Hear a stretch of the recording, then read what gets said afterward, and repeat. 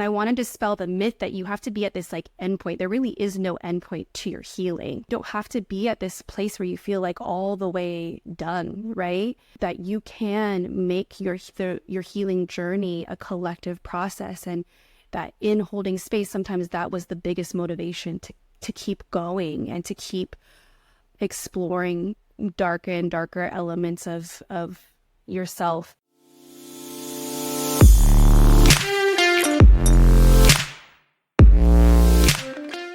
Joey, welcome to the herd. Oh, thank you so much. I'm really looking forward to our chat today. Joey and I met, I think, at the beginning of this year in a bit of a women's group chatting about business, and we were put in a little group first up to have a chat, and I just absolutely loved what Joey had to share within that little, segmented group within Zoom. So welcome. And just like me, Joey loves to dive straight in. So we are going to start in a really powerful way today. Joey, you have a really powerful story. I was reading through your Instagram and I absolutely loved learning more and more about you. It's a mixture of, personal trauma, healing, overcoming adversity. So could you share with us a bit about that journey and what it's been like to start to tell your story now?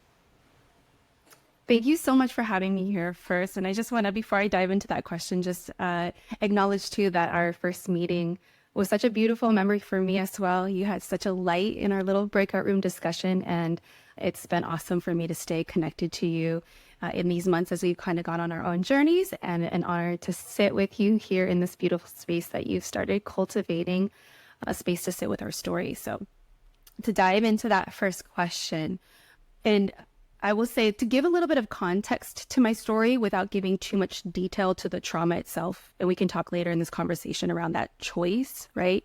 Around how much to share. I do want to share that I, as a child, experienced trauma in the form of sexual assault by a peer. I also experienced more continued forms of trauma within the household, which would then manifest later as complex PTSD. With the previous trauma I mentioned, I wanted to say that it was a suppressed memory, so it wouldn't be something that I would uncover until adulthood and then begin to heal from. And then as an adult in my early 20s, I experienced rape by a peer, and that became sort of the most severe trauma. That the healing process behind that allowed me to open doors and then explore healing for all of the other traumas that I'd been carrying in my life up until that point. So that's the context around how I came to healing and how I came to understanding my own trauma. And we can dive a little bit more into the stories.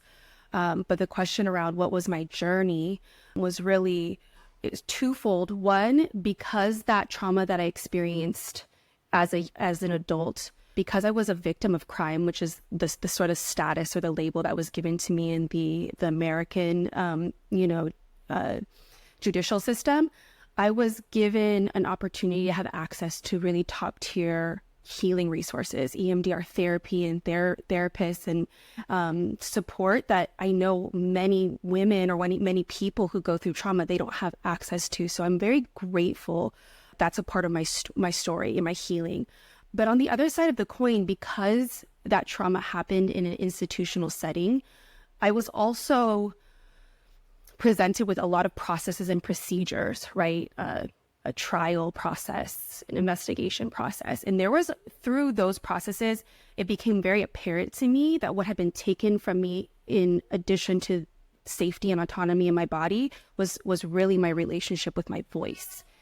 So that's one of the themes that I really explore in storytelling being a part of healing, is that not only did I allow myself to go and then reclaim my voice that I lost not only in the moment that the violence was happening to me, but that I had to continually revisit every time I realized, like, in the healing process, that my voice is just not where it was before I experienced this trauma. I can't physically bring myself to speak up. I couldn't, bring myself to testify in a court of law because I just hadn't healed enough yet. I could not speak up about it. And so having that awareness firsthand and you can feel free to ask more questions. We can dive more deeply into that healing process and what that experience looked like for me.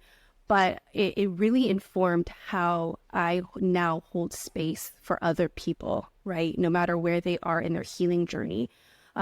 Just that mindfulness that not only do we have to heal our nervous systems, not only do we have to heal with how our body carries the trauma that was done to us, but that there's this added complexity to when we've gone through trauma, we have to reestablish our relationship with our voice and we often, right, have to reestablish our relationship and our trust in our own voice. And that takes a lot of time. And I'm so grateful that I've been able to experience deep healing and through different modalities for myself, and then also bring that into spaces of collective healing for others, and sitting with their story, finding their voice again, and making really empowered choices in how to use their voice and share their stories. Thank you for sharing all of that. I can definitely resonate. The idea of, for me, it was a similar thing of repressed memories and that exploration and the idea of voice. I'd really love to tap into that a little bit more, because I think that we're all different and we're all on our own journeys, in the sense of someone testifying versus someone else not. And I don't mean that in a versus way. I mean it like it's not for everyone. Just like speaking out in this public setting is not for everyone. I think it's really important that, and I think it's really beautiful that you were able to acknowledge in that moment, this isn't for me. I need general healing, and being able to protect yourself in that way. And I guess you've kind of already answered this, but I'd love to hear a bit more about, how did you know that maybe it wasn't the right time? Was it body sensations, or more to do with that kind of voice aspect? What was it that really made you go, actually, I don't think this is the right move for me? Yeah, I mean, on a very basic level, it was that parasympathetic response of freeze. And so I will share that one of the things I really had to heal from and re-empower myself is, in the memory of my assault, I had no voice, and it shocked me. And so, my healing also, and a lot of went through many years of academia that also contribute to my trauma-informed lens, but I learned to view our, power imbalances and violence that's enacted against us as also systemic power imbalances. And so one of the questions that's often posed, and for anyone that's experienced this, one of the things that makes it difficult to heal is that we are constantly faced with messages from the media, from the public, that says, like, if you have something violent happen towards you, why didn't you scream, or didn't you say no, or why didn't you ask for help, and these things. And so it really caused a fracture in my trust of myself. I constantly was wrestling with that question. What happened to my voice? And so at a very fundamental level of my healing process, it was learning and understanding the body's response to danger, right? And then extending so much compassion and reframing what I had been through and what I was continuously going through. So even you framed the question, like, how did you know it wasn't the right time to speak? There were many moments where I could not form sound, even after the trauma, like in the process of being asked to testify or being asked to give accounts to detectives or things like that. My body would again go into that freeze state. My parasympathetic nervous system would just simply freeze, and I could not form words. And this is something that for many people who haven't experienced trauma feels like so foreign to them. Like, why couldn't you just speak? And this is a very real response that requires so much compassion and gentleness. And I had to learn how to extend that to myself. And I'm very grateful for my therapist who taught me to hold space for those moments of silence for me until I could find my voice again, which was a process of years when it came to speaking about my trauma. And I wanted to say that I'm really grateful for the modalities of EMDR and also writing to heal, because it allowed me to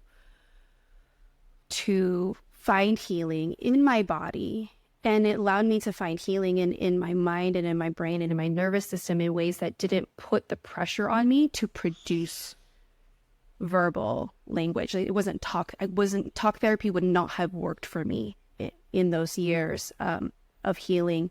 And so those modalities were such a godsend to me. And then as I continued healing, I also further dove into decolonizing methodologies and really examining, like I mentioned before, systemic forms of oppression and violence, and how then collective healing and non-Western forms of healing can come in and also help us ground ourselves in more empowered understandings of ourselves within community. I think that's a really powerful point, is acknowledging the societal impacts upon people who have been through assault, trauma. It doesn't just have to be sexual assault. I think, it's very similar with a lot of trauma, but also, I guess, the Western systemic issues of the female body being for the male gaze. And I had an experience where someone basically said to me, how could you let that happen? And it's this idea of when you are in that situation, that free state, how it takes so much from you to go through that and have those questions, as you were saying, like, how could I not have stopped it? Or where was my voice? It's like, I always like to bring a little bit of humor into the darkness, but like, how you have those dreams where you're running from something or whatever, and the voice, you just can't, the scream, it's like that, right? Absolutely. In reality, you're falling and you can't stop it, or you're running and the voice just doesn't. I've had so many of those dreams and the voice just doesn't come out, but this is reality. Absolutely. Having to process all of that. I'd love to hear from you a little bit more about, I guess, your work in looking into how our society, I guess, represses the voice and women in that way. If you want to speak to this, I'm jumping off script here. I always do, because I just think it's such an important topic, is how women are made to feel that sometimes, our bodies aren't our own, and that can lead to the power play of men maybe in power. And I don't just want to speak about men and women, but in this instance, this is my kind of experience as well. So I'd like to speak from my experience rather than what I don't know, but say that power imbalance and how that can interplay. If that makes sense for you, I kind of asked you a couple of... Yeah. Well, I will say that to answer this question, I can bring some of my experience and thoughts into it, but I do want to clarify that I haven't studied particularly around male, female, or sexual trauma. So I don't want to give off the, implication that I'm an expert in that. When I refer to a decolonizing lens, though, we do understand that some of these individual forms of violence that we have experienced as individuals in our stories, this is not to excuse the responsibility of the assaulters, right, at an individual level, but we can also start to look at then how a lot of these stories of violence and wrongdoing, how they plug into a bigger system that perpetrates violence. And like you said, perpetrates violence against certain categories and identities of people who are situated at a lower power status than anyone else. And we know that in global hegemony, I know that's a big word, but in global sort of hegemony, this colonized form of power structure that we have, who sits at the top of the food chain or the power chain is the white cisgender male, and anybody else, female, person of color, person of disability, so many things culturally, religiously, so many forms of identity experience violence at strikingly greater degrees, with less justice being served, with our stories and our voices being less believed and heard, and with less access to the resources for healing that are so necessary for us to then heal from our trauma and to then restore a sense of autonomy, a sense of dignity in ourselves, and continue to live our life with a sense of safety in our bodies, right?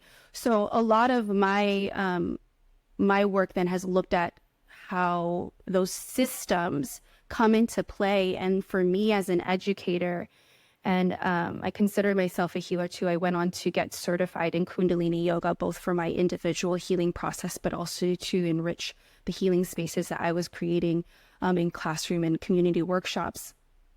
I really wanted to have different modalities that would honor the bigger picture, other than just like the individual incident or the individual person, and say all of our stories are connected. And when we heal our voices and when we restore autonomy in our bodies and we restore that sense of safety, even if it starts right here, if it starts with you getting the tools to reclaim that power back for yourself as an individual, and then to plug into communities where you can continuously experience that experience of being seen, heard, believed, held in safety, honored in your voice, all of these things that you're not experiencing in the mainstream, right, systems, whether it's the education systems, the judicial systems, right, the systems of entertainment and media and the messages they're sending. When we can create alternate spaces to that, where we reclaim our power and our voice, we're actually changing the world. We're actually healing the world, because then we go out and it's like a ripple effect. We keep doing that. We keep holding healing spaces for others. We keep speaking up against the injustices and the violence that's done towards us at an individual level, but also at a systemic level. I love how beautifully and clearly you can articulate yourself in these messages, and it's so beautiful to listen to, because I couldn't agree more with what you're saying. I think it's so beautiful. And so in talking about all of that, I'd love to go back to the idea of you speak about, when I was looking at your Instagram as well, a lot about loving your story. And I think that's really, really special, because a lot of the time it can be easy to fall into the trap of hating parts of yourself for what happened to you. But you speak about learning to love and share your story through, like, when you're navigating the complexities of trauma, identity, and for yourself specifically, belonging in biracial, multilingual families. So could you share a bit about that with us, loving your story and sharing? Yeah, thank you. I'll say, I love this question, because we're situated in a moment in society where, with social media, with the internet, it feels like everyone is online sharing parts of themselves, sharing their life. And there's almost an expectation too, right? Whether you're in business or you're building a personal brand, or it seems like now even just getting a regular traditional job, it's like you have to be a brand of some sort, and you have to be able to share, like it's the competition feels so intense that you have to do anything to stand out. And so it's almost manufacturing conditions where everyone feels pressure to share their stories, and share their stories in ways that wins attention or wins some type of end goal. The danger in starting with the step of sharing your story, I'm going to walk you back to a few steps where I'd like to start people when I help people do their story work. But the danger in starting from immediately sharing your story is that we're faced with like really extreme forms of vulnerability. We haven't done the preparation, we haven't done the healing, and we haven't done that self-acceptance, that love piece that you spoke to in the question, that really empower us to share intentional messages that are safe for us, that are appropriate for us in whatever chapter of life that we are in. And then you might even find that there's folks out there who are claiming to help people share their stories. And they might be giving you templates to craft your story and say, all you need is really sort of a formula to tell your story. But that's still not a really trauma-informed lens. It's still not really an individualized lens, and it's still not really honoring the process of doing story work at the deeper levels that I think every single human being needs to engage in. And so what I encourage people to do is walk that process back further. And it really starts with 1, knowing your story, and then 2, loving your story, which you mentioned, right? And we can't know our story just by living our life and sort of having memories about it. And whether you've experienced trauma or not, this is true. But especially if you've experienced trauma, we know, right, that what's happening psychologically within us, that we have memories that are suppressed, like we touch on. We have memories that are scattered. We have memories that can cause triggers that we wouldn't be aware of until we're already in the triggered state, right? So sitting down and knowing our stories and finding the connections and creating a sense of safety around it is so important. And even if you don't have trauma and you don't have as many triggers at play, just seeing, like, having that self-awareness, right? Knowing your story on a level of like seeing the themes emerge and like, okay, I went through this season in my life and that plays a role in shaping how I do things here, how this becomes important to me. It's just really important to sit down, remove the blocks, create the safety, and know your story on a deep level. And in that, for many of us, we'll enter a stage of finding the parts of our story, like you mentioned, that are harder to love. And a lot of those parts of our story that are harder to love intersect probably with parts of our history that we felt powerless to, that we didn't feel a sense of choice. So in identity, right, we don't choose who we were born to as our parents. We don't choose what race we are born to, what socioeconomic status we're born to, geographically where we're born. And a lot of these things can either privilege people into a life that's easier, that's more, it's easier to love, right? It's easier to accept, or it can create this sense of shame or difficulty or just lots of different things. Confusion. So for me as a biracial person, multilingual, having moved, I was born in Taiwan and moved to the US at a young age. I have had memories I had to sort through of like being told to speak English, and I was so confused. I was like, I thought I was speaking English. I didn't even know I was speaking different languages. But a lot of memories that would add up to this internal message of you're different and you don't fit in anywhere, right? And this becomes sort of a subliminal message that we carry at a young age. And so for anyone who's listening, who's out there, who has stories where they don't want to look at their story, they don't want to do their story work, because you start to peel back the layers, and that sense of I don't belong and that sense of this is too complex for me to figure out, that all comes to the surface. And so for many of us, we have different coping mechanisms. For me, it was just like, that's too complicated, put that aside and just like focus on the task at hand. For me, that was excelling at school, or in many ways, I would dumb myself down. I was sort of the clown in the friend group, you know. It comes out in lots of different behaviors.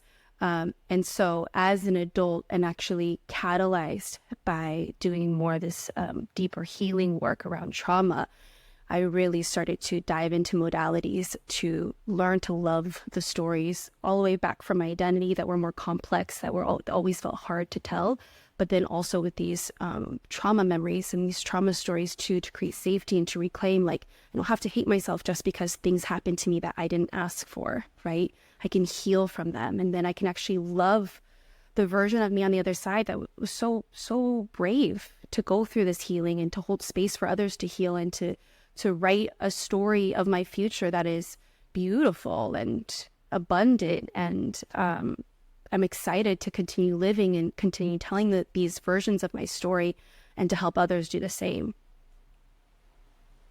And it's beautiful to hear the sharing of your story. And yeah, I can only imagine what that would be like as a little child being told speak English instead of maybe the language that you wanted to and you thought you were. Yeah. Yeah. And I just want to give little Joey a little hug.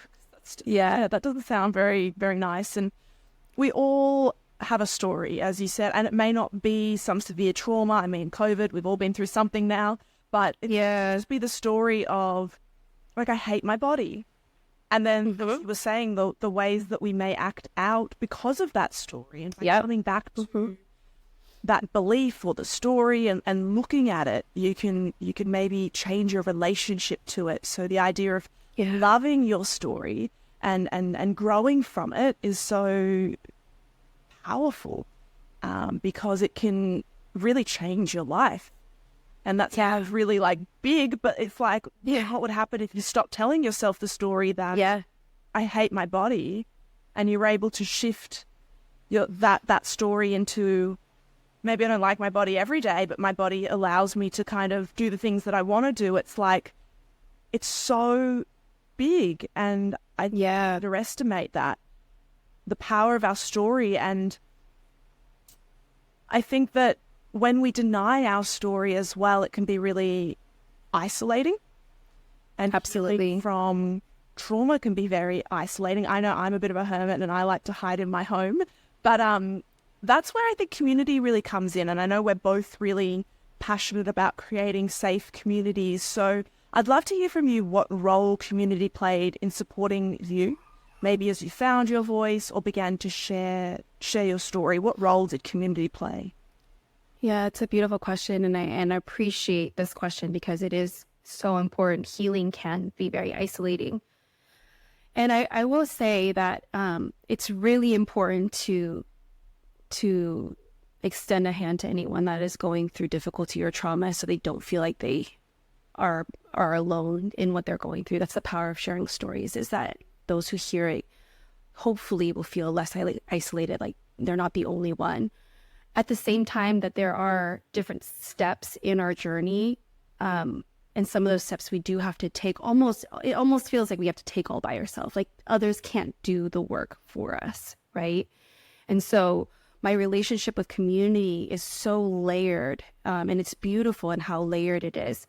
And I would say that in my healing journey, sometimes community looked like only one person, right? It only looked like one person, and sometimes it felt like I was losing more relationships than maintaining relationships in that healing process. But I'm grateful that in that time of healing, I was able to just focus. This is something that I try to help some people shift their mindset around, of like, had this thing happen to me and I've lost so many friendships because I'm just not able to be out and about anymore. But if you can just have the support of one person or two people, that is community, because the truth is that healing takes time, and there's many layers to it. And so I was really grateful that I was always supported by at least one or two people. And then as I'm able to sort of regain my sense of safety and stability in myself, and again, this is a process of years, I was able to channel a lot of my motivation for my healing into wanting to create healing spaces for others. I've always had this like sort of collective mindset around it. So a lot of my healing actually came through holding space for others. I got to do deeper healing. I'd get to a point where my nervous system is good enough to like sort of hold this space. I'm not going to break down in this moment, but a lot of my deeper understanding of my story and what I'd been through and making connections came in the form of holding spaces, like similar to what you're doing now, I think, and I wanted to dispel the myth that you have to be at this like endpoint. There really is no endpoint to your healing, right? You don't have to be at this place where you feel like all the way done, right? That you can make your healing journey a collective process, and that in holding space, sometimes that was the biggest motivation to keep going and to keep finding more modalities, keep doing that patterns work, keep exploring darker and darker elements of yourself, things that are more and more repressed, and then continuing to seek support and different modalities, because that also evolves as well. Like, sometimes your healing needs evolve and you'll seek other forms of support. All of that to say that it's both such a journey, and the collective piece of it can look so many different ways as well along that journey.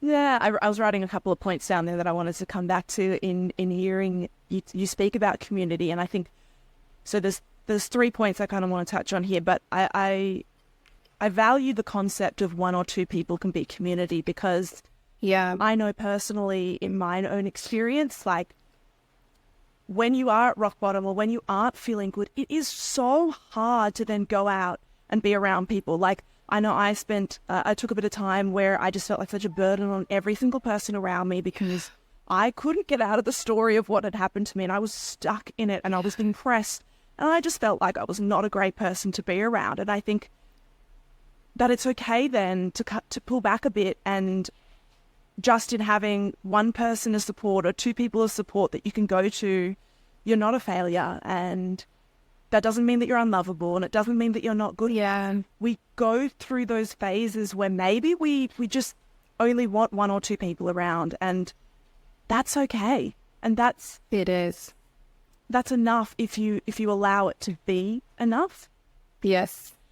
And that was one of the points. And I think moving on from that as well is talking about the idea of many relationships in terms of fluctuating through relationships. So if you said one people in that time, but, you know, growing up, I was always wanting to be around people. I always had a lot of people around me. And then I started to slowly just drift away. And now there's only a couple of people, and I'm really, really particular with who I allow into my space and my time. And especially when you're building community, it's like attracting the right is more important than having 1,000 people within that community.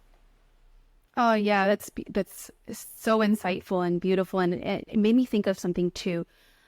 We play different roles in community, so I think it's a particular experience to be the space holder or sort of the leader. And for me, I was a public school teacher in vulnerable communities, and so I had to be very intentional about the healing spaces and the safe spaces I was creating, because I never wanted my vulnerabilities or the things that I was healing from to take away from the safety of the spaces that I was holding for my students, my high school students, and then further when I was a workshop facilitator in the community too. I see myself in a very particular role, setting the tone, creating the safety, creating the community norms for that space, right? So that is a role.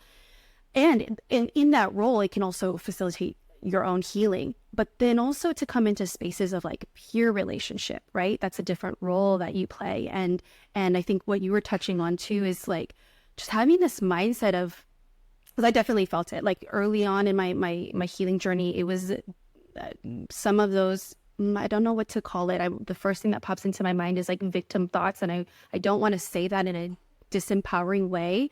But there's a phase, right, where I'm not able to be the version of myself that everyone knew prior to the trauma. I really wasn't able to do much but get out of bed.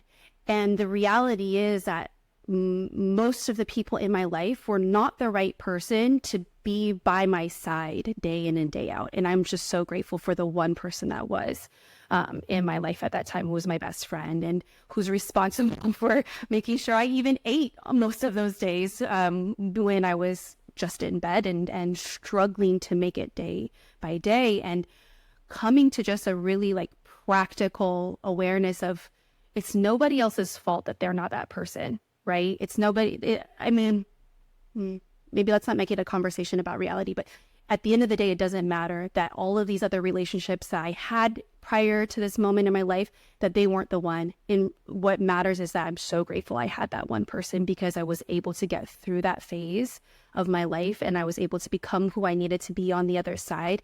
And now I'm also really intentional about who I choose to be for others when they're going through their hard times, you know?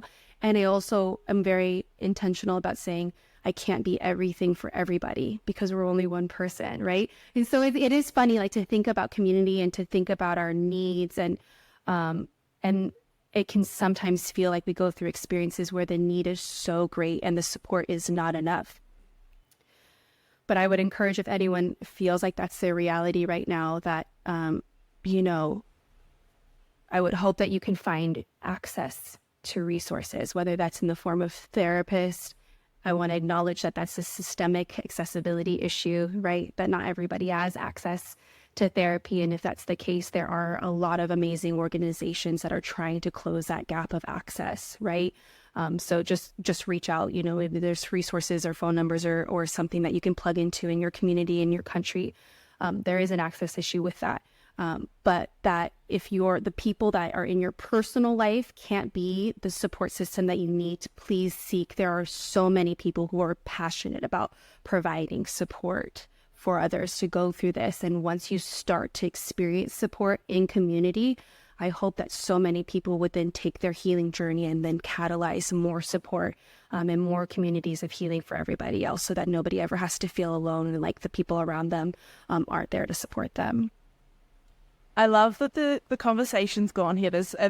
I wanted to jump back to the concept as well of, you mentioned, not needing to be fully healed, because I even put something up on my Instagram this morning about this, my story, because I think this is so common. It's something I believed. Like, I truly believed when this happens, then I'll be healed. And it's like waiting for this eternal healing before you go for dating men or women or whatever, or going and getting the job or doing the thing. Because I don't even know where it's come from, but our society has this idea, I guess, that we're all supposed to be prim and proper and healed. But that's just so unrealistic and also not the purpose of life. Like, the purpose of life is growth and learning and healing, I guess. And that's why I kind of prefer the word growth, because we're never going to be fully healed. And our society is, I guess it makes money to make people believe that you can be, because then we'll be perpetually buying things, trying to make ourselves healed.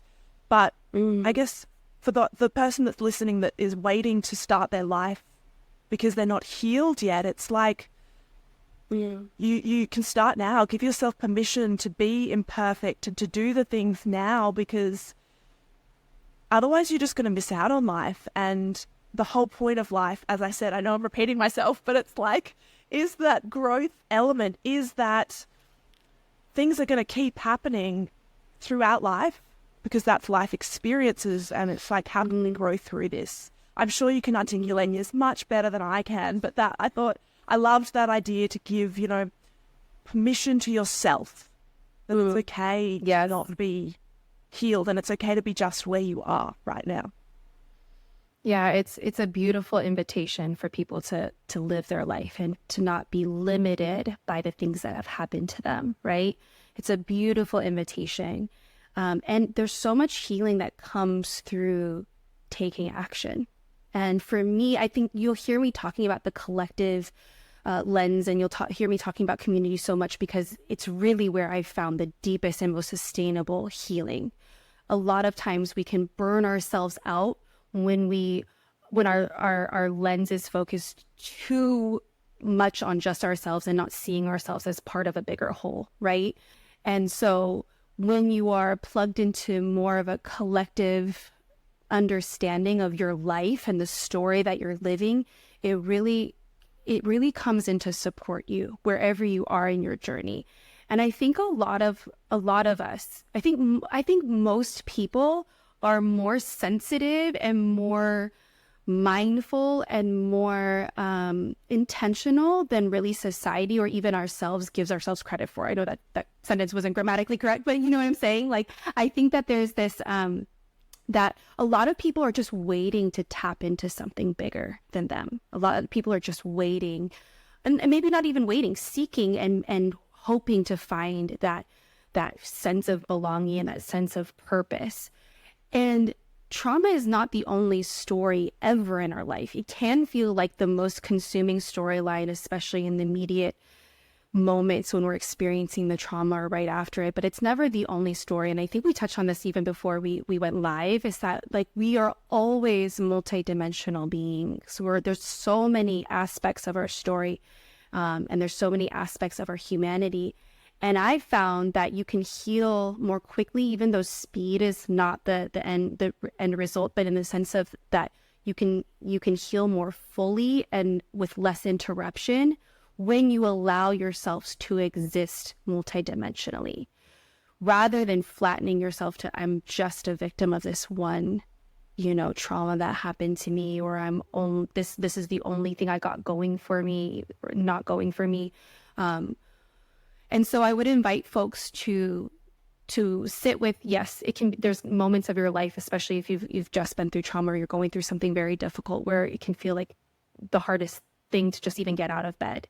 So if that's what your experience is right now, I'd invite you to say, what does support look like? What does getting myself to take more action look like? Small action. I'm not saying like go get a job and enroll in grad school or anything. For me, the most consistent act, the hardest thing in my life to do was get out of bed and eat a bowl of cereal. When I was in my darkest days, just getting out of bed and feeding myself one single meal. That was harder for me than graduating with a PhD because of what my body was experiencing at that time. So I want you to honor that. But if you can just take a step forward each day, at some point I realized, eating that bowl of cereal, this is starting to get routine for me. I got this. Okay, so then what's the next thing? Let's grow a garden, right? Or so I started growing a garden, but it was the moment when then I started to set my goal on a collective thing. So for me, it ended up being in teaching. I want to get back to teaching students. So once I entered back into spaces where I was teaching students, I found my healing accelerated. So that's a long answer just to say, yes, hold space for yourself when you feel like you don't even have that strength in your body or that stability in your body to do bigger things. But then once you've worked your healing process to reclaiming that stability in your body and in your nervous system, the sooner you can plug into like being part of something bigger than yourself and having a purpose and serving, the faster and more sustainable actually you will facilitate healing for yourself. I love the idea of a garden. My friend just gave me some succulents, and it's made me so excited to plant them, because getting back in touch with nature, I think it's very interesting that we've had two quite different experiences, in the sense of 100% agree with what you said. Community is so important, and that's where the healing kind of really can occur. But for me, it's interesting. My experience was very like isolating. Like I was not really able to go into community. I felt a lot of shame and inability to connect with people. I remember coming out of COVID, I had just been through, left an ex, was trying to get a divorce, and then had to live by myself.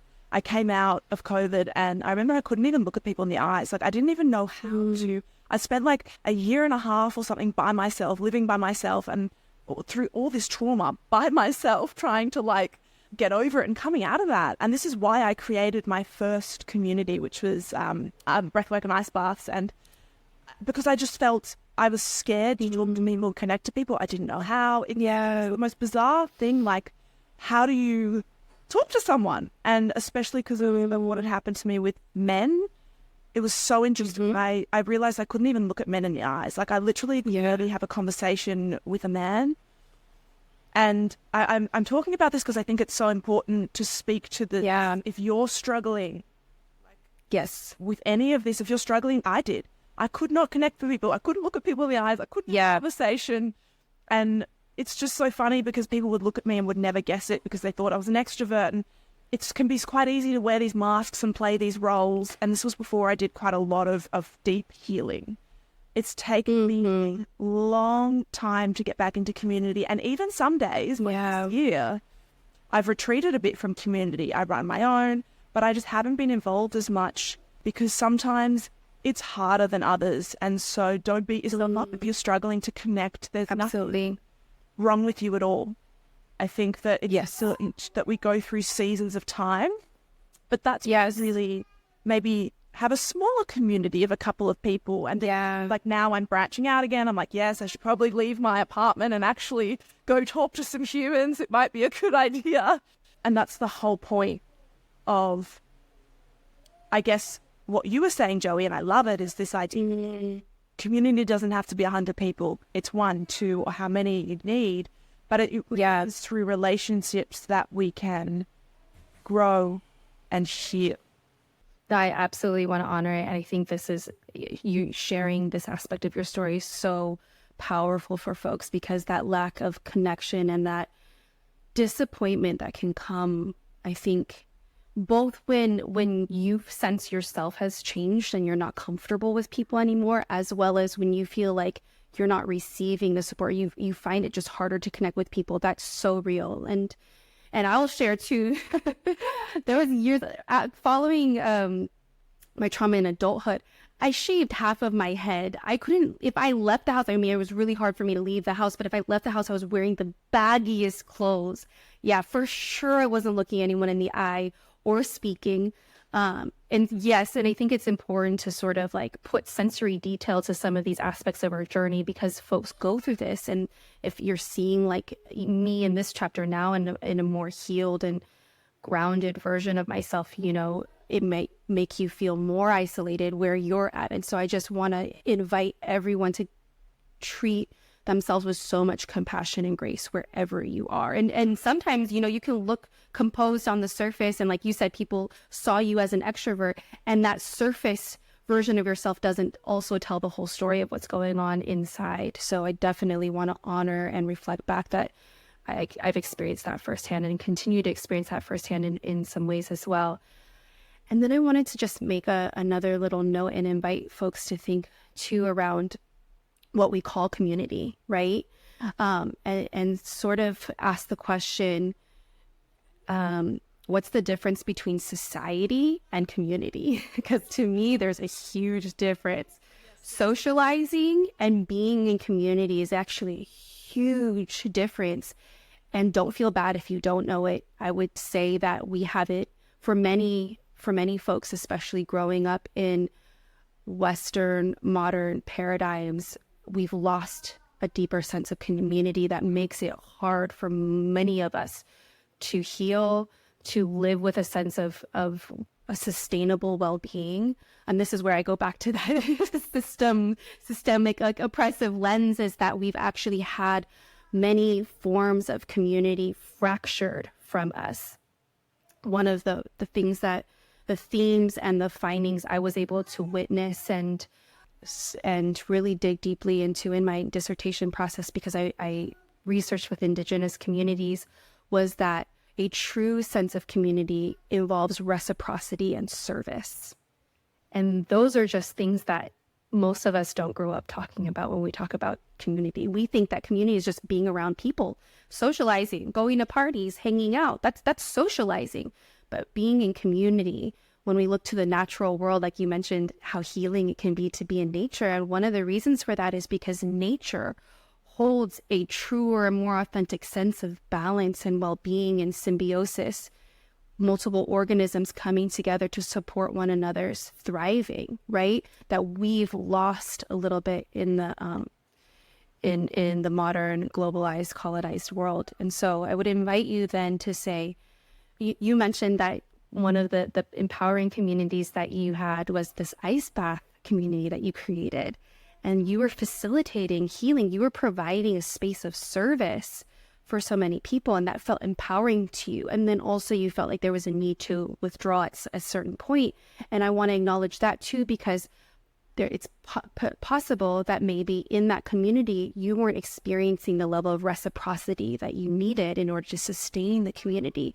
And so all living systems, all living communities need reciprocity, right? Even if you just look at like microorganisms and plants, and go to your garden as a metaphor for this. If one plant is growing and blocking sun or water from another plant, that plant is going to start to dwindle and shrivel because they're not receiving the reciprocal amounts of nutrients that they need. And so always, I just invite everyone to check in with themselves. What kinds of communities are you in? Are you serving, and are you also being served?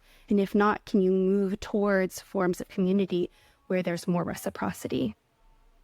I love this so much, because I think this is not something really I've spoken about before, the difference between society and community. And I love just giving that as an offering for people to think about. Even myself right now, I'm really thinking about what's the difference, because you really can feel the difference when you're in some places which are called community that don't really feel like community versus other ones which nourish you so much. And I guess it's also really great to invite people to critically analyze, like, just because it's called a community doesn't mean, like, if it's making you feel unwanted, unloved and all of that, yes, it may be some of your own stories and issues, but also maybe it's just not the right space for you. And I think it's so easy, in my experience of trying different communities, like I've been to some places where they don't even welcome you, and you kind of go in, and when you have social anxiety back in, I still have maybe a little bit, but back in the day, and you'd go to this place and you're scared and you're like, oh my God. And it's like, you just left there alone. And I just remember this experience I did have when I went to a breath work, and everyone looked so cool and they were so attractive. And I came in and I was like, no one welcomed me. I didn't even know if I was in the right place. I didn't know what I was doing. It was so terrifying. So it's like, you are not the problem there. And I think that that's so important to know that it's not you. You're not broken. You're not bad. You're not, you're not, not good enough. it's just maybe that's not the right space for you, and everyone does community differently, which is why it's about finding the right one and trying different spaces. And I love your approach on community, you know, trauma-informed, and the way that you speak about community and people. It's just so beautiful, and I could listen to you for hours. I wanted to go back, though, to the idea that you did say before about staying stuck in the story, kind of potentially, you reframed it, but I definitely relate to the idea of, say, maybe being a victim to your story. I think at times the way that society speaks about traumatic experience can keep us quite victimized and stuck in our stories and small. And I remember we had a conversation when I was watching the new brand about the different words that I was using. And we spoke about the word survivor, and I said, I don't like that word because it means that you've been a victim. Like, I don't like the idea that you've survived something, because I like to see things a little bit more around you've been through an experience, and instead of holding on to it and constricting into a trauma, kind of holding that as an identity, I didn't want to label it. And so I guess what I'm really wanting to ask you here, that's my prelude into my question, is the idea that I loved when you mentioned, before we spoke on the podcast, the idea of retiring stories. So what does that mean? How can someone know when it's maybe time to let go of the narrative within themselves? And how can they transform that? How can they retire their story? Yeah, I love that you're asking this question. And it's something that I discovered as a really powerful choice for me in my journey. And I'll give a little bit more context. So I spoke about how I'm holding healing story workspaces. I particularly developed a course called Oral Expressions for both the school system, and then I would teach sort of like workshops in the community around writing to heal and storytelling to heal. And what we would do is I would teach that you first learn how to become your first and best audience, right? And in that space, you really sit with your stories, you love on your stories, you give everything to your stories that you need from an audience, and that oftentimes, you know, audiences fail to give us back, even if the audience is your friend that you're talking to, and they're just kind of like not giving you the response, then the attention and the understanding that you need. So first, you are your first and best audience, but then you make an empowered choice about which stories that then you go on to share with others. And sometimes it's, like I said, I'm always talking about, sometimes your audience can just be a space of one or two intimate circles. But then I was in a unique position where I was creating, we were performing on stages. So my students were actually performing spoken word poetry, and I was performing with them spoken word poetry and storytelling on stages to audiences of strangers, so bigger audiences. And so we were really going through an entire refining process of crafting our stories into art forms to share with an audience with intention to impact and empower and invite audiences into their own experiences, and to make them feel like if they've been through something similar, they're not the only ones. So all of that context to say that some of these spoken word poetry pieces, many of them were stories of trauma and difficulty and hardships. And I'm so proud of the poems. You know, I wrote a poem and spoken word piece about each of the different forms of trauma that I had been through, and spoke them on stages in ways that I'm very proud of. And I was able to reclaim my voice in the ways that, you know, earlier I shared in my story, I'd felt like it had been snatched from me, and I didn't have that power and that volume of my voice. And I was able to reclaim it and deliver those stories on stages, and then impact audiences and have audience members come to me and thank me for sharing my story and tell them how it intersected with their own experience. And it was a whole beautiful exchange. But what happens when you share a story, you take something that is very personal and sacred from you and exists within you, and you put it, and it becomes this third space where it's still attached to you, but now the audience also has an experience of it, right? And so it becomes this like this third thing. It's part of you, but it's also separate from you. And my experience with that became that as long as it was sort of out there and taking energy for it, as long as it was out there and visible to the world, and I was performing it and people were talking to me about it, it was taking some energy from me. It was taking some of my focus to me, and it was redirecting it back to that story.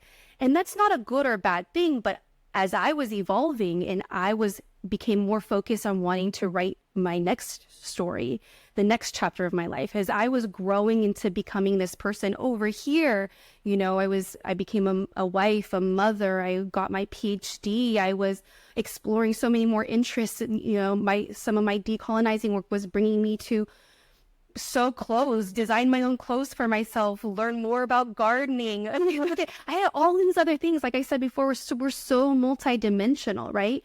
And I didn't necessarily feel like that story was holding me back. It's just that I became very intentional about where my energy and my focus was going. So I made a conscious choice to retire some of those stories over here so that I could talk and speak and connect with folks on these stories that were filling me with more joy, not because I was ashamed, not because it was causing any negativity, but just because we realize our energy is limited and we get to make really empowered, intentional choices about where we're putting our voice and our focus and our imagination and our time to. And so I retired that story. It was really empowering for me. But then it also helped me to inform some of the work that I do with others and say, sometimes we retire stories for other reasons too. Sometimes that story is launching us back into that victim mentality. If we still have, some people are more prone to falling to that victim mentality. It becomes like a comfort zone for them. It's really familiar. And so if I'm witnessing that in folks, sometimes my advice to them is like, maybe this is a time to retire a story. We can always come back to those retired stories. We can always pick them up again. But if you're feeling like this isn't serving you right now, let's put it in a safe place. Let's just let's honor it, create a nice container for it, and say, hey, I'll see you again later, I love that, because I think we can get so caught in our stories. You can go so stuck in them. And it's easy to believe that we are our stories instead of feeling empowered over. I don't like the word over our stories, but I think the idea of, you can retire your story. You can reframe your story. If you don't want to retire it, you can reframe it. Like at this point in time, I've just started sharing my story, but I've done a lot of work. I know before you spoke about, the amount of work it takes to be able to share. Like it's taken me a lot of last December is when I kind of was like, I need to share. And it's taken me till now to really be able to speak this out loud and share my story. So I think, you've spoken before about there's different phases of stories. And so whether you're at retiring, reframing, or just sharing now, I think the reality point there is that you are not your story. You are not a victim to your story. And it's like, can you place it beside you like a friend instead of feeling controlled and, I guess, out of control by reading the story? And I think as well for me, I knew I wasn't ready to share my story or speak to my story when I was getting a lot of the symptoms still. So the brain blocks and a lot of the story wasn't being shared from a place of empowerment. It really was coming from a place of, can everyone help me and heal me, please? Because I'm so out of control. And then that's something that's interesting to think about, because before you spoke about this idea that the world now really wants you to share all this stuff. And I do think that people are really oversharing, or even feeling the need to share things they don't want to share and they're not ready to share. And it's like, this is your life and your story, and you don't have to share anything and share it with people as well. Yes. Oh my gosh. I just want to underscore that you do not have to share anything if you don't want to. No one is entitled to your story. You've kind of hit on a point that I'm really passionate about, because I see it on social media all the time. There's this dialogue out there that like demands, and I think it's also unfairly directed towards women, that demands women that if you're not authentic unless you present the rawest, the realist version of you, as though your audience is entitled to all of you at any time, all the time, right? This is not trauma informed. It's not compassionate. It's not fair, right? So yeah, I just really wanted to underscore what you're saying. And then I also want to extend just an invitation to like reflect back and extend compassion to anyone who does feel like they struggle with oversharing or they have overshared. that's also just a marker of like where you're at on your healing journey. Those like cries for help do not mean that you're weaker, less than, less wise, and none of it. It just means that you're struggling, and we are collective creatures, and crying for help is something that is innate in us. And I think you and I, Deb, here on this podcast are hoping that we can share some tools that have helped us to not feel so helpless in that state of crying for help, and especially crying for help to those who don't have the tools and wisdom and resources to really extend help our way. So I want to sum up, yes, in sharing your stories, no one's entitled to it, to slow down the process as much as you can, because in slowing down the process, that's where you get to make your most empowered choices. And then 3, you have creative license over your story. It is not being inauthentic to have creative license. You are the storyteller. You get to be an artist of your own life. And then actually, as you heal from that, those past stories, you get to look into your present and your future and say, what life do I want to live? What stories do I want to tell in my future about this moment right now?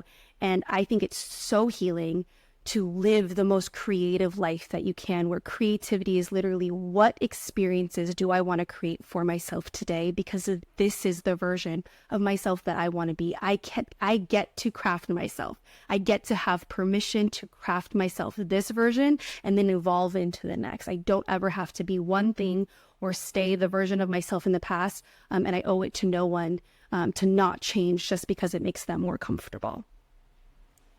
Yes, I think that sentence is the perfect way to sum up everything we've spoken about, is you do not have to change for other people. That's the whole essence of it's your story, it's your life. Find that community that accepts you just as you are. If they're shaming you in any way, if you feel that discomfort in your body, it's like trusting yourself, because you will find your people that love you just as you, that don't expect you to overshare. And trust me, I was an oversharer for most of my life. I speak from experience. I was that bitch that driving everyone away because I was in so much pain that I was like, help! So it's like speaking to people, you get it here, I think. And it's all about honoring your story and allowing yourself to have your fullest expression. And so I'm really grateful. I'm going to let you say a few words on that, Joey, as well, because I'm sure you have you speak so beautifully. I love listening to you. And I think we're very aligned in the beliefs and the thoughts that we're sharing here. But before you do share a little bit more, I just want to say thank you so much. This conversation has been absolutely amazing. And my favorite part literally was talking about the difference between society and community, because I just think I haven't really thought about that before, but I have thought, like, maybe why don't I fit in here? What's the issue? Why don't I want to be around certain people and things like that? And it's like, oh, that's because maybe that's not my community, or it's just a different way. So I'd love to hear any kind of thoughts on anything we've spoken about or I just kind of mentioned, as well as I'm sure that many listeners would love to come follow you, hear from you, maybe work with you. So if you could also share a little bit about where they can find you, but also how they might be able to work with you and what you offer. Thank you so much, Deb. This conversation has been so awesome, and I just honor your spirit and your intention in creating this space and creating the communities that you're creating for. To sort of wrap everything up, I want to just acknowledge the difficulties. If you're feeling like we're talking about community and it sounds like such a myth, or a fairy tale, I want to acknowledge that that's real. The isolation is real. The disconnection is real. This is a sign of the times that we're in, and don't lose hope. There is so much healing happening collectively in every place, I believe, on this globe. And one of the beautiful things about the internet, I know we talked a little bit critically about the internet earlier in our conversations, but one of the beautiful things about the internet, and I can definitely testify to this, is connecting with aligned people. And so I guess I want to just sort of sum up by saying you will find your aligned communities more easily, I think, once you gain some clarity around who you are and who you want to be right now. And that starts with healing, that starts with slowing down, that starts with sitting with yourself and doing some of that story work to really sit with which stories have been limiting me, which stories have been holding me back into a version of myself that I really no longer want to be. And I really am not that person anymore. I want to invite you to explore your multidimensionality and to explore the future versions of yourself that are calling you forward. And with that future version of yourself, there is community there that is so reciprocal and so nurturing and so accepting and energizing and loving to that version of you that you are becoming. It takes time, and doing the story work also takes, it can take a lot of support, or healing in general can take a lot of support. So I encourage you to reach out, whether it's locally or get on the internet. And if anything that I've said has aligned or sparked something in you, I'm happy to be a resource. You can find me at Dr. Joey Liu on Instagram. And I do work with folks both one-on-one and in creating workshops as well to be held online for collective spaces for healing and doing story work together. Joey, this has been such a beautiful conversation, and I know that many people are going to get a lot out of this. I definitely shouldn't say even. I don't know, sometimes the words just don't come out of my mouth the way that I want them to, but I definitely have. I love that though. This is the whole point of like showing that we're all imperfect, and sometimes we're going to say things don't come out the way that we want them to, and that's the whole point of this podcast is to show that people that you look at online who you think that have got it all together and are going to be perfectly poised, we definitely don't. So I'll try and say that again. Joey, thank you so much for your beautiful time and your beautiful insights. Your soul is magnetic, and I've really enjoyed this conversation. No, it's such an honor. And I appreciate that you are so powerful in your intentional vulnerability. So thank you for that. That could have easily just been an edit, cut, snip. Let me just put a version of myself out there. And I really appreciate that you invited us all into that internal monologue. That was really generous of you. Because we all stumble over our words, and words don't come out right. And that's okay. That doesn't make us any less intentional or generous or whatever. We are inside. We know who we are. And so I just want to thank you again for holding this space. It's an absolute honor for me to come sit and talk to you and talk to your audience and continue shining. This is so important. So thank you.